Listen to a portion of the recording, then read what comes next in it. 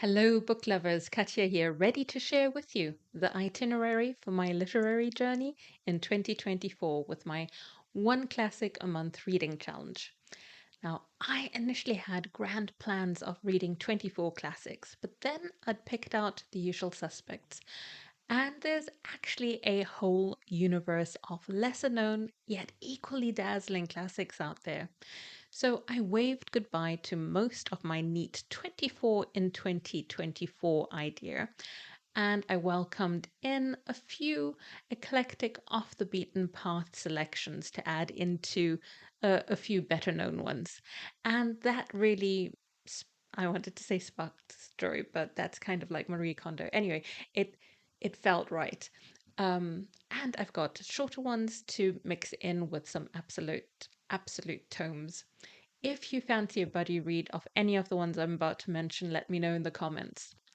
Now, my original list of 24 were all sort of buried in my subconscious from all the times that other people have mentioned them, so definitely ones that were on my radar. And they include a January selection, Three Men in a Boat by Jerome. And it's said to be one that's got a humorous tone, and I bought it last year or the year before to take part in a read along, and I totally missed the group read due to scheduling issues. It's a humorous account of a boating holiday on the Thames and is said to be as funny today as it was in the 19th century. So I'm not sure if I'm hold it to that promise. All I'm interested in is that it is a light-hearted escape from the more serious and lengthy reads that I'm planning to do.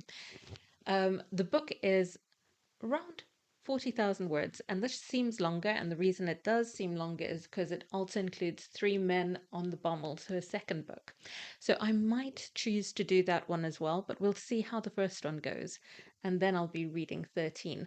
But it's not a definitive list. I want to read at least these 12. So anyway, fast forward to February, The Tenant of Wildfell Hall by Anne Bronte. Is it a booktube hot potato? I don't know. It seems to have really passionate fans and equally passionate naysayers, and I'm intrigued, especially since Katie Lumsden quoted this as being one of the many classics to have inspired her book, The Secrets of Hartwood Hall. And yeah, I have reviewed that one. Anyway, The Tenant of Wildfell Hall is considered to be one of the first feminist novels, challenging the norms of the Victorian era and portraying a woman's fight for independence and escape from an abusive marriage. So I'm really interested to see how that is delivered. Now, March is all about the tale of Genji, and this is the one that I was thinking I don't see that often, by Morisaki Shikibu. Anyway, Japanese, early 11th century. I bought it for my Kindle, so I don't have a physical copy here because the physical copy costs about £26.99, and that's because it's a heavyweight. It's about 500,000 words. It's a perfect springtime read, I think, because it will be focusing on courtly love and life, and that feels right for when the seasons change and we're talking about renewal and beauty. This classic of Japanese literature was written by a noblewoman and lady in waiting, and the story chronicles the life of Hikaru Genji, a son of the Japanese emperor, and it provides a detailed, nuanced portrayal of courtly life in that period. It's praised for its intricate narrative and the depth of its characterization, offering a timeless exploration of love, loss, and political intrigue. I think April's theme of change and rebirth can parallel the next novel's focus on societal transformation. Noli Me Tangere, probably saying that incorrectly. It's by Jose Rizal. It's a Filipino novel from 1887, and this novel is a cornerstone of Filipino literature, um, and is pivotal for that time. Translated as Touch Me Not, it offers a sharp and passionate critique of the Spanish colonial rule in the Philippines. The novel is noted for its blend of realism and symbolism, its critique of the church and colonialism, and its portrayal of the complexities of Filipino society. Word count, a substantial 155,000 words. I've also gone for the Kindle version. I think that was £3.99, but it's not bank breaking. I think it was £10.99 as a physical copy. So, May warms up with Max Havelaar by Malta Tuli, and this might ring a bell to some people because I have tried to read this before and then I DNF'd it. But I DNF'd it because I was actually enjoying it, but it was the time that I was reading it. It requires a lot of concentration. It's only 86,000 words, so it's not very, very short, but it's not the longest. It's a Dutch novel that gives a scathing critique of colonialism in the Dutch East Indies. For June, a time of freedom and exploration, I've picked The Odd Women by George Gissing, a book looking at women's independence and societal roles. I'm currently enjoying George Gissing's New Grub Street, an English novelist who wrote 23 novels in the 1900s. Three of his works, not 1900s, late 1800s. His work has more frequently appeared in modern editions, especially three of them: The Netherworld, New Grub Street, and The Odd Women. And obviously, I'm reading New Grub Street, so The Odd Women really appealed to me. Yeah. For July, I've gone with a novel that provides a contrast to the summer month. This novel's wintry setting and introspective mood provide a thoughtful mid-year read. I think I've got the copy. Have I got the copy? Yes. Set in a bleak New England town, Wharton's novel is a tragic story of forbidden love, portraying the powerful impact of environment and fate on individuals' lives. It's a short read, roughly 37,000 words. So then we go on to August, which brings adventure with the story of Hong Gil Dong. And I've got that one as well, but I have blocked myself off because it's all the way up there. The folkloric nature of the story suits the height of summer, a time often associated with exploration and tales. A classic piece of Korean literature, the story is a blend of adventure, folklore, and a reflection on societal structures, offering a glimpse into a different cultural narrative. Now, the Penguin Classics edition, which I do have over there, is not huge. It's about 128 pages, so roughly 35,000 words. Yeah. September pick, Middlemarch by George Eliot, which I do have, but I haven't brought down here. So it must be stuck up there as well. Anyway, so Middlemarch, a sprawling 316,000 word journey through a 19th century English life, a perfect match for autumn's reflective mood.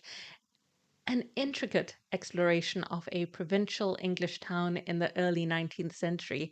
It is a vivid portrayal of time and place as well as of human aspirations and shortcomings. And when I finally read this book, that means I'll have permission from myself to watch the TV series adaptation, because a couple of people have told me that that was brilliant. October offers a book to offset my spooky reads: The Diary of a Nobody by George and Whedon Grossmith, a satirical snapshot of Victorian middle class life. Because who doesn't love a bit of humour as the nights draw in? It's an amusing and satirical look at the life of a middle class clerk in late Victorian England, capturing the small triumphs and frustrations of everyday life. And that really sounds perfect for that time. And it's not one of those there. I don't know. I've piled up some books here, but not all of them relate to this video. So I'm just confusing myself. I'm not going to look there again. November's Dark Evenings set the stage for The Count of Monte Cristo by Alexandre Dumas. This epic tale of betrayal and revenge is one that I have seen many booktubers talk about. Sprawling over 464,000 words, it sounds riveting. I've watched the film adaptations, but I'm really curious to see what the book is like. I've seen glowing reviews on BookTube with the minor lament from most people that it is such a long book. And then December, finally, we wrap up the year with the powerful and reflective novel offering a perspective on cultural changes and the impact of colonialism, resonating with year end reflections. I think. A lot newer than the others and considered a modern classic. Things Fall Apart by Chinua Achebe, 1958, I think. It's a pivotal book in Nigerian literature and tells the story of the clash between colonialism and traditional culture through the life of a Nigerian tribal leader. The novel is significant for its powerful portrayal of the impacts of colonialism and complexities of Igbo society. That's it. I do have one more classic to mention. It is not on my 2024 list, but is my December TBR. A Woman of Color. This novel offers a vivid account of Olivia Fairfield, a biracial heiress navigating life after the abolition of the British slave trade. As Olivia travels from Jamaica to England, she faces a stark choice imposed by her father's will: marry her Caucasian first cousin or depend on her manipulative relatives. Through her letters, Olivia offers scathing insights into British society addressing race, racism, and slavery. I think the classics offer us so much more than stories from the past. They are a timeless exploration of human nature, society, and the complexities of life.